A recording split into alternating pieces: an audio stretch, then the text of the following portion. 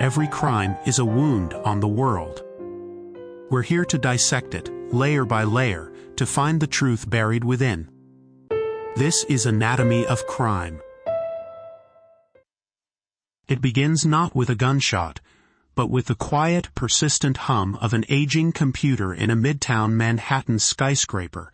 There is no shattered glass, no chalk outline on a blood-stained floor, no visceral evidence of a life violently taken.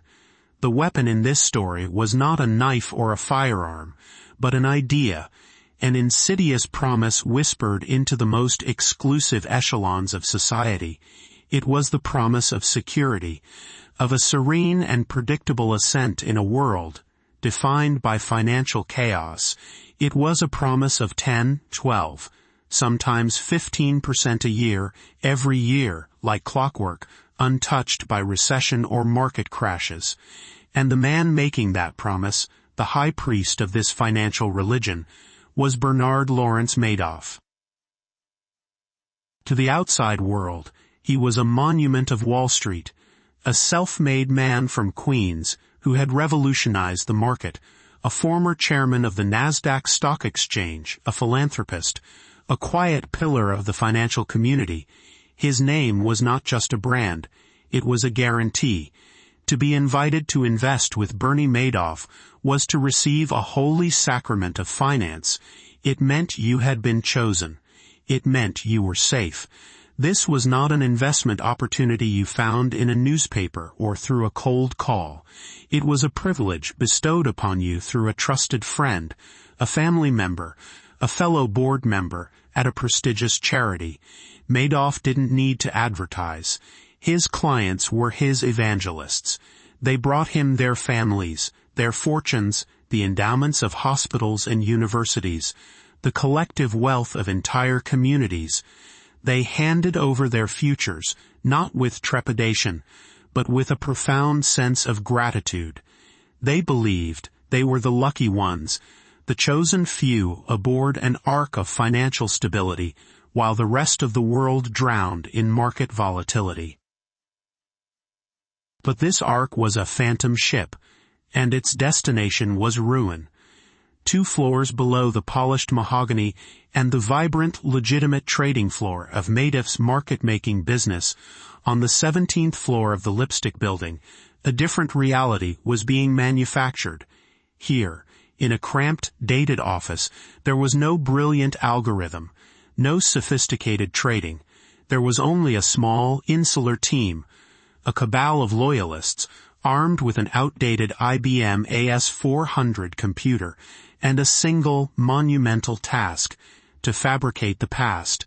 Day after day, year after year, they generated thousands upon thousands of false account statements, meticulously backdating trades that never happened, plucking winning stocks from yesterday's newspaper to create profits that did not exist, and mailing these comforting lies to a global network of investors who had no idea they were reading pure fiction. For decades, this quiet, mundane deception formed the engine of the largest and longest-running Ponzi scheme in history. It was a crime, not of sudden violence, but of slow, creeping poison. A crime that didn't just steal money. It erased histories, bankrupted families, shuttered foundations, and vaporized legacies built over generations. Today, on Anatomy of Crime, we dissect a case with no physical body, yet thousands of victims whose lives were irrevocably broken. We are not examining blood spatter or ballistics, but the intricate, devastating architecture of a lie so vast it became, for a time, indistinguishable from the truth. We will explore the anatomy of financial deception on a scale that warped reality. We will analyze the psychology of a master manipulator who weaponized the most powerful human currency, trust, and the anatomy of willful blindness that allowed a system designed to protect us to become his unwitting accomplice. This is the story of how one man held the financial world in the palm of his hand, and the terrible, echoing silence that followed when he finally opened it and revealed there was nothing there at all. To understand the magnetic force of Bernie Madoff, one must journey back to his origins in Laurelton, Queens, in the 1940s and 50s. It was a striving, middle-class Jewish enclave, a place of tidy brick homes and potent ambition. Born in 1938, Bernie was the son of Ralph and Sylvia Madoff. His parents were emblematic of that post-war drive for a better life. But their financial history was shadowed by failure. Ralph Madoff, once a stockbroker, had tried his hand at various businesses, most notably a sporting goods store called Madoff's, which eventually went bankrupt, forcing the family to relinquish their Laurelton home. This early brush with financial ruin is a critical detail in the Madoff psychodrama, a humiliation that experts believe instilled in Bernie a pathological need for control and an intense fear of ever appearing to fail. Young Bernie was not an academic standout, but he was personable, charismatic, and driven. He met his future wife, Ruth Alpern, in high school, a partnership that would become central to the Madoff social myth. After graduating from Hofstra University, he took the $5,000 he had earned from working as a lifeguard on Long Island and installing sprinkler systems, and in 1960, founded Bernard L. Madoff Investment Securities. He was just 22 years old. His father-in-law, Saul Alpern, an accountant, provided the seed capital of clients, friends and family who trusted the young, ambitious man with their modest investments. This was the genesis of the legitimate side of his empire, the foundation of his impeccable reputation. Madoff wasn't just another broker. He was an innovator.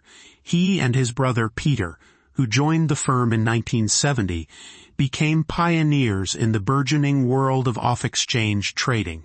In those days, the New York Stock Exchange held a virtual monopoly, but Madoff saw an opportunity in the third market, executing trades for retail brokers away from the exchange floor, using nascent computer and communications technology.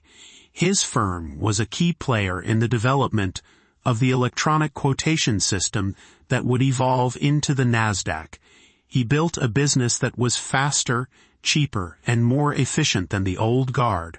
By the 1980s, Bernard L. Madoff Investment Securities was a powerhouse, one of the largest market makers on Wall Street, handling a significant percentage of the daily trading volume of many NASDAQ-listed companies.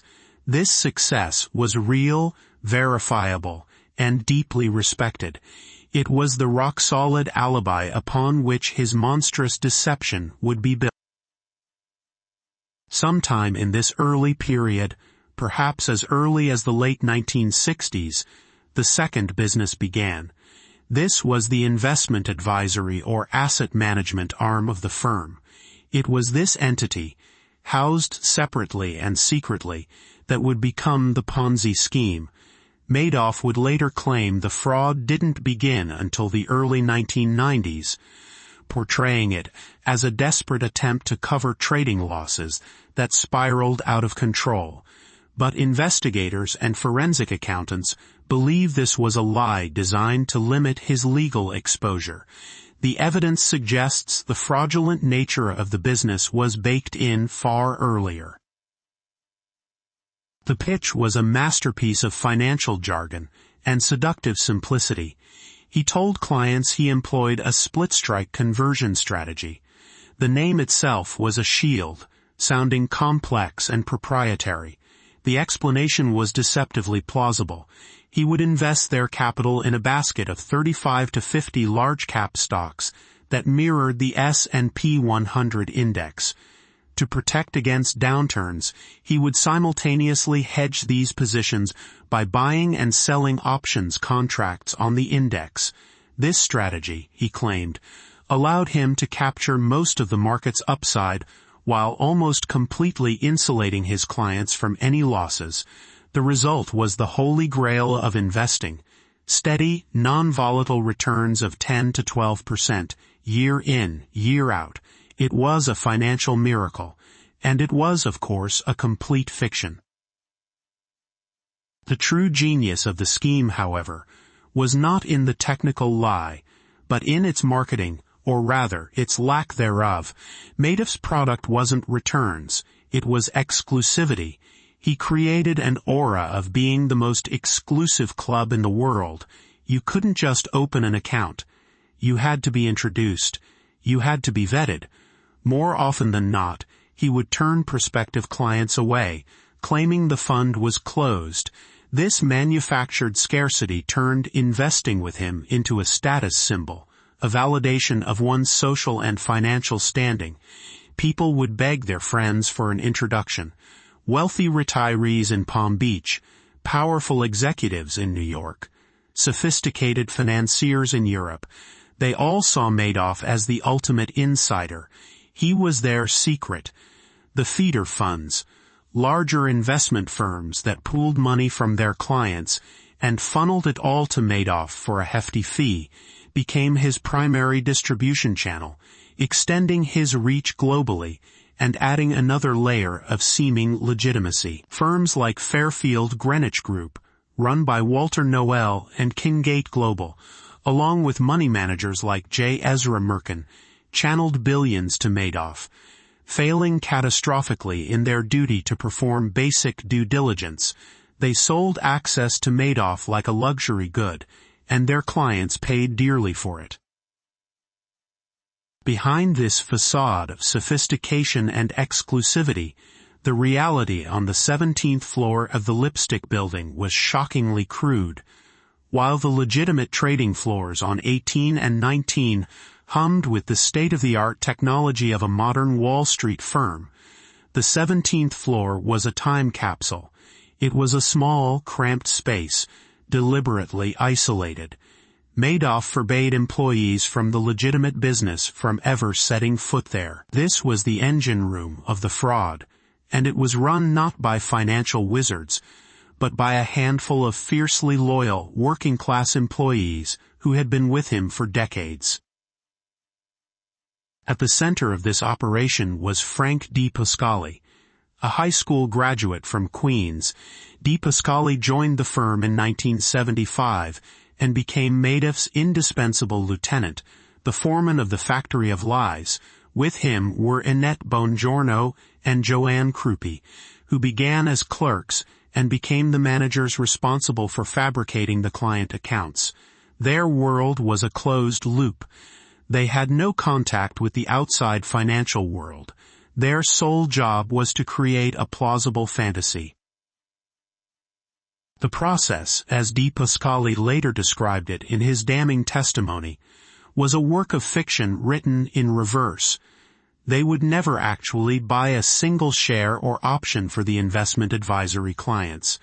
Instead, at the end of each month, D. Pasquale and his team would get out the newspaper or scroll through historical stock data on their computers.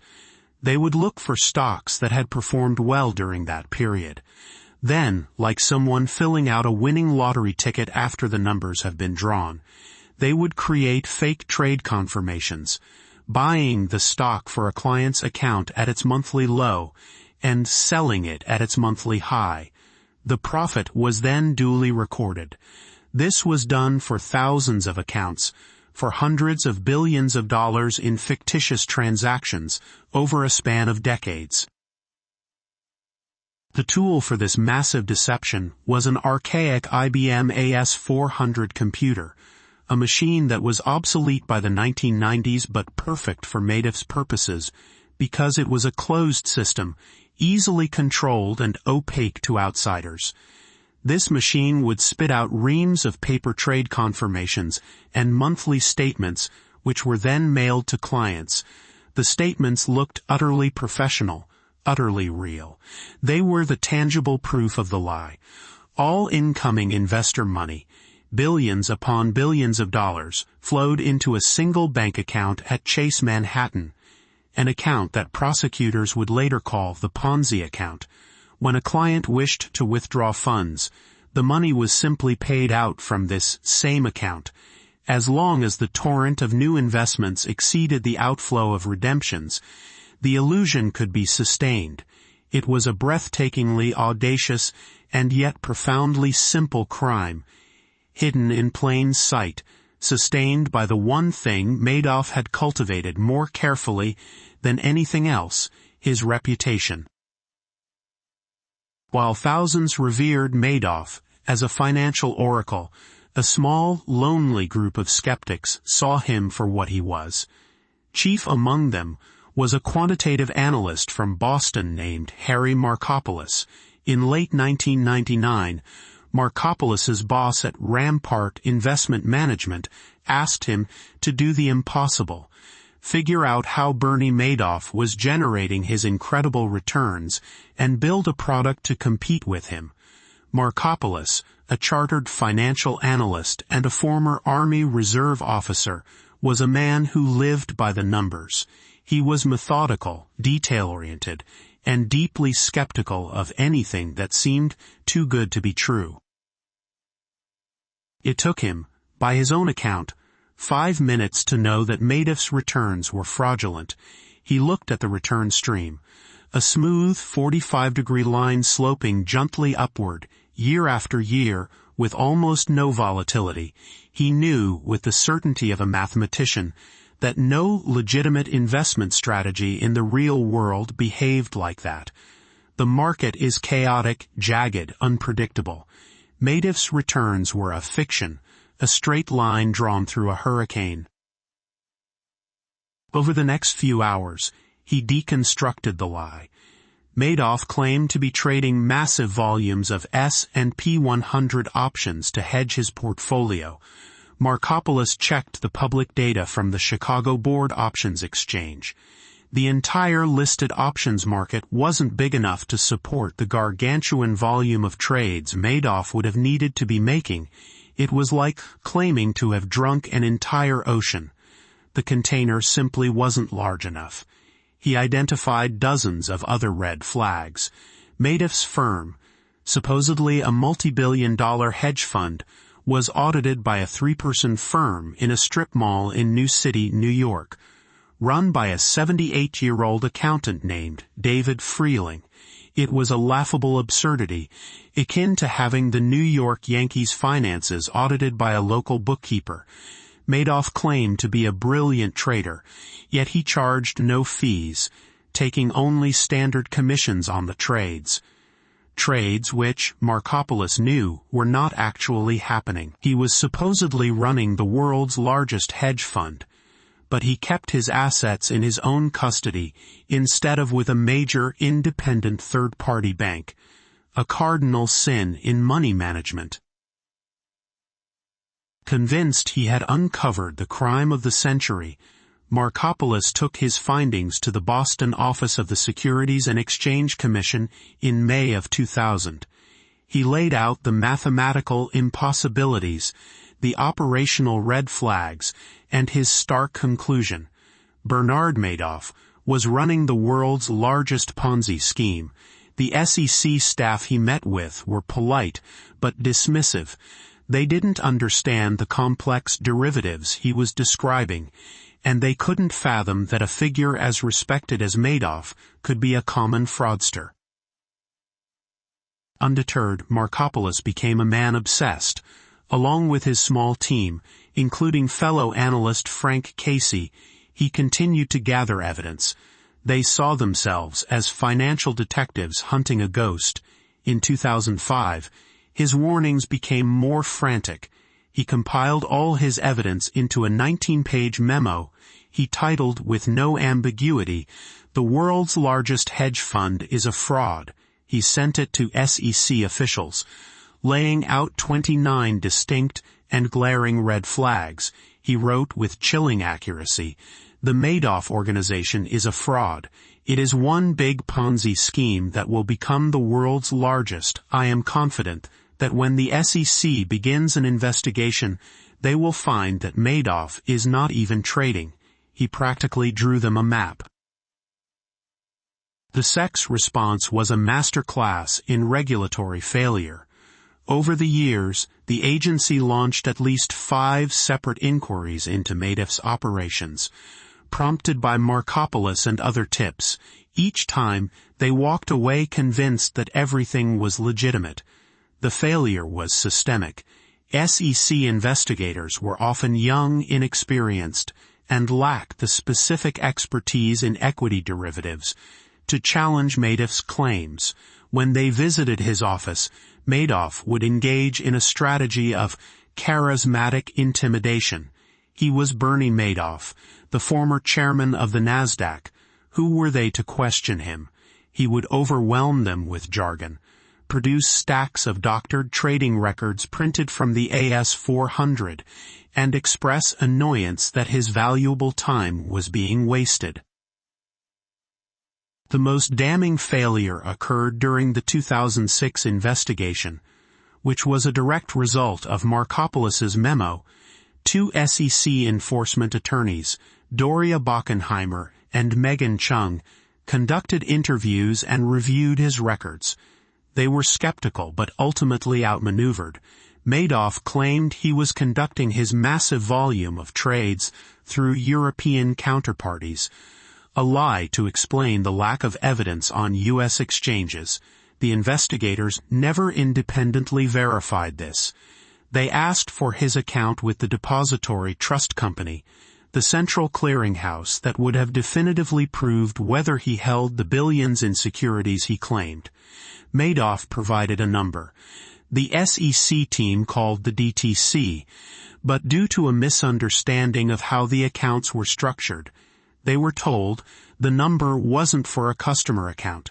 Instead of digging deeper, they simply accepted Madoff's subsequent evasive explanation. They were feet away from the truth, staring directly at the unlocked door that led to the fraud, and they failed to turn the knob. They closed the investigation. Harry Markopoulos, upon hearing the news, was disgusted. He told his team, "The SEC is a captured agency." He knew then that the scheme would only end when it collapsed under its own weight. For nearly 40 years, the Madoff Ponzi scheme had defied financial gravity. It survived the crash of 1987, the dot-com bubble burst of 2000, and the aftermath of 9/11. But it could not survive the global financial crisis of 2008.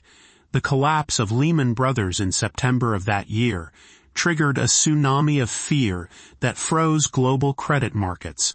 Wealthy investors who had thought themselves insulated from risk suddenly saw their portfolios decimated. Panicked, they turned to the one investment they believed was as safe as cash, their account with Bernie Madoff. The trickle of redemption requests that had always been manageable turned into a tidal wave. In the fall of 2008, clients sought to withdraw a staggering $7 billion. But the money wasn't there. The central Chase account, the scheme's lifeblood, was being drained at an alarming rate, and with the global economy in free fall, there were no new investors, no new money coming in to replenish it. The Ponzi machine was running on empty. For weeks, Madoff and DePasquale scrambled, juggling the remaining funds, trying to keep the illusion alive. But by the first week of December, Madoff knew the end had come. The math no longer worked. There was no way to satisfy the redemption requests. The $50 billion house of cards was about to collapse. The final, devastating act took place on Wednesday, December 10, 2008. In his family's opulent Manhattan penthouse, Bernie Madoff sat down with his 2 sons, Mark and Andrew. The sons had built their entire careers at the firm, running the highly profitable and completely legitimate market-making business on the 19th floor. They were wealthy and respected in their own right, but they had always been kept separate, deliberately walled off from the secretive investment advisory business 2 floors below. They believed, like the rest of the world, that their father was a financial genius. That evening, Madoff told them he wanted to pay out the firm's bonuses early, to the tune of $173 million. His sons were stunned. The firm was facing a liquidity crisis. How could they possibly afford to pay bonuses? They pressed him for an explanation. It was in that moment, cornered by his own children, that the man who had lied to the world for 40 years finally told the truth. He confessed that the investment advisory business was a fraud.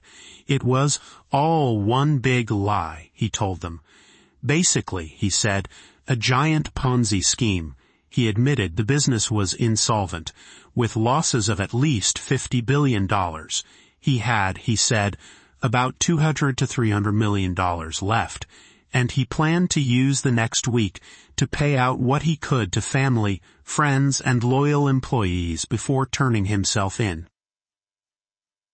For Mark and Andrew, the revelation was an apocalypse. Their father, the man they had idolized, was a monster.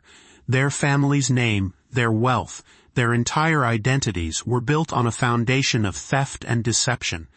After leaving the apartment in a state of shock, they consulted with a lawyer. Their father's plan to distribute the remaining money was a criminal act in itself. They were faced with an impossible choice: protect their father or obey the law. The next morning they made their decision. Their lawyer contacted the U.S. Attorney's Office. At 8:30 a.m. on December 11, 2008, 2 FBI agents knocked on the door of Bernie Madoff's penthouse. Madoff, dressed in a bathrobe, knew why they were there. He was calm, resigned. As one of the agents began to read him his rights, he simply said, "We can do this at the office." When they asked him if there was an innocent explanation for what he had done, he replied with a chilling lack of emotion, "There is no innocent explanation. The King of Wall Street was arrested, his 40-year reign of deception over." The news of Madoff's arrest sent a shockwave of disbelief and horror across the globe. As the list of victims began to emerge, the true scale of the human devastation became apparent. It was a roll call of the great and good, of sophisticated institutions and powerful people. The Elie Wiesel Foundation for Humanity wiped out, the pension fund for the city of Fairfield, Connecticut, the Royal Bank of Scotland, Hollywood director Steven Spielberg's Wunderkinder Foundation. But the majority of victims were not institutions. They were people. They were retirees like Cheryl and Michael Weinstein, who lost their entire life savings. They were families who had trusted Madoff for generations. In the close-knit Jewish communities of Long Island and Palm Beach, where Madoff's fraud had taken its deepest root, the damage was catastrophic. He had preyed on his own, using the powerful bonds of affinity to create a network of trust that he then systematically betrayed. The losses weren't just financial. They were a profound violation of community and faith. The legal proceedings were swift. Facing 11 federal felony charges, Madoff pleaded guilty to all of them, avoiding a public trial. At his sentencing on June 29, 2009, dozens of his victims were given the chance to speak, their voices raw with pain and anger. They spoke of ruined retirements, of lost inheritances, of charities that could no longer help the needy.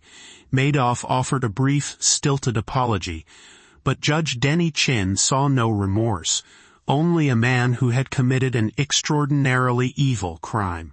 He sentenced Bernard Madoff to 150 years in federal prison, a sentence designed to be, in the judge's words, symbolically just.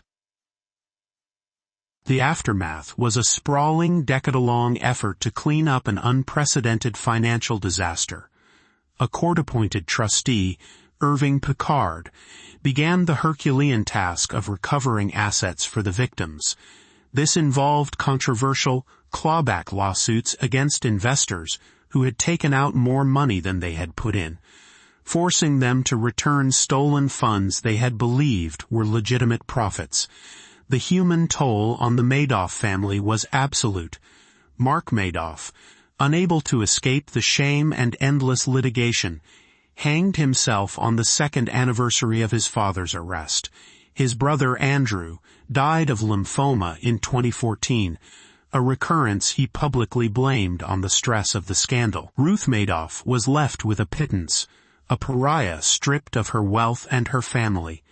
And Bernie Madoff himself would die in a prison hospital on April 14, 2021, the architect of a ruin from which he could never escape.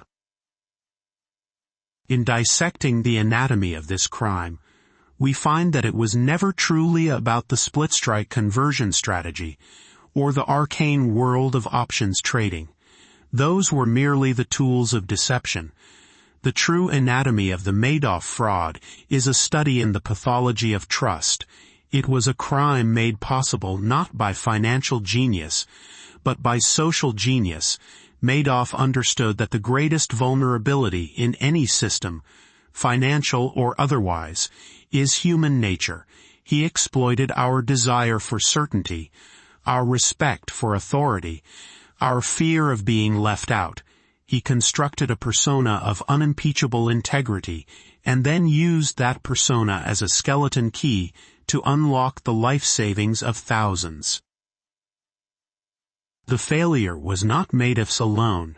It was also the failure of the feeder funds, who abandoned their fiduciary duty for the sake of massive fees. It was the failure of a regulatory body that was outmatched, intimidated, and lacking in institutional courage. And in a smaller, more uncomfortable way, it was the failure of every investor who chose to believe in the impossible because it was easier than asking hard questions. Madoff's crime was so enduring because the lie he told was one the world was desperate to hear, that risk could be eliminated, that the game could be won without ever losing. The hum of the S-400 on the 17th floor has long since fallen silent, but the echoes of its deception remain. Bernard Madoff did not simply commit a crime. He revealed a chilling truth about the fragility of the systems we believe protect us. He demonstrated that the most devastating weapon is not one that sheds blood, but one that quietly, methodically, and completely annihilates trust. This has been Anatomy of Crime, where the truth is never simple, but always worth seeking.